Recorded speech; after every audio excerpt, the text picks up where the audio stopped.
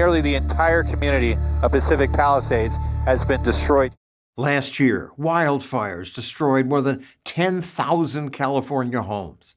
Politicians said, "We are 100% committed to getting this neighborhood rebuilt again." The governor said his officials were responding to it at scale with efficiency, getting rid of bureaucratic obstacles to building, addressing building codes, addressing permitting issues, and moving forward to rebuilding. So, 1 year later, are most of the homes being rebuilt?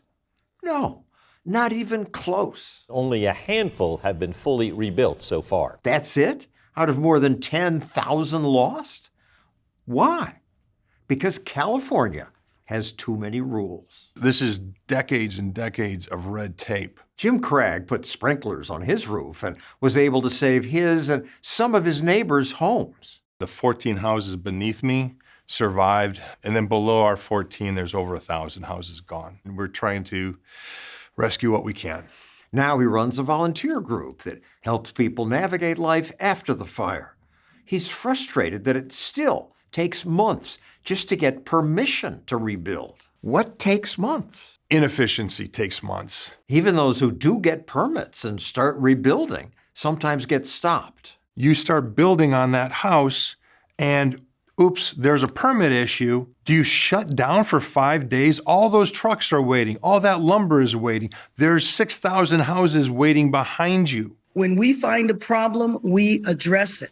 Somehow, Mayor Bass thinks she's simplified the permit process. We have waived, put aside, suspended, so we can get through the permitting process in record speed. Record speed must not mean much in politics because homeowners still have to complete this mountain of paperwork. These are the permits you need to rebuild. There's the Green Building Code, Form GRN3. It must be completed prior to final inspection. Water closet rules, a waste management plan.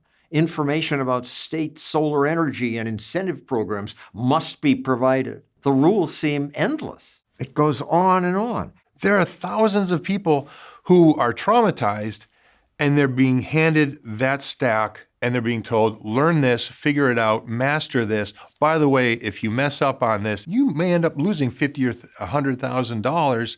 It's scary. Because it's so scary, most people haven't even applied for permits? Correct. Financially, it doesn't make sense to try. This is something that you could ruin your family even worse than what just happened in the fire. Yet the mayor still says, This is actually pretty quick. It doesn't feel pretty quick for that family that's living in a hotel. As usual, government is the problem. First, bureaucrats may have made the fire worse by draining a reservoir. There's no water in the Palisades. There's no water coming out of the fire hydrant. Fire hydrants, some of them worked, most of them didn't. The reservoir was empty. The 117 million gallon reservoir above Pacific Palisades had been empty for maintenance for most of the year. Officials say they had to repair the reservoir cover, but the repair took months to schedule and the work still hasn't started. In addition, Los Angeles County would not allow firefighters to use heavy machinery in places with protected plants or cultural sites. Now, fire victims claim California officials told crews they could not use chainsaws to carve out containment lines because it would endanger protected plant species. If that wasn't bad enough, they're still charging property tax.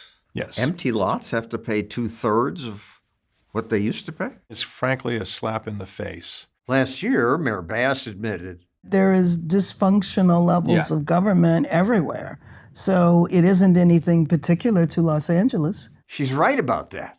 But I think Los Angeles is probably worse. Here at Stossel TV, we don't make you fill out mountains of paperwork to help us make more videos. All you have to do is click that button.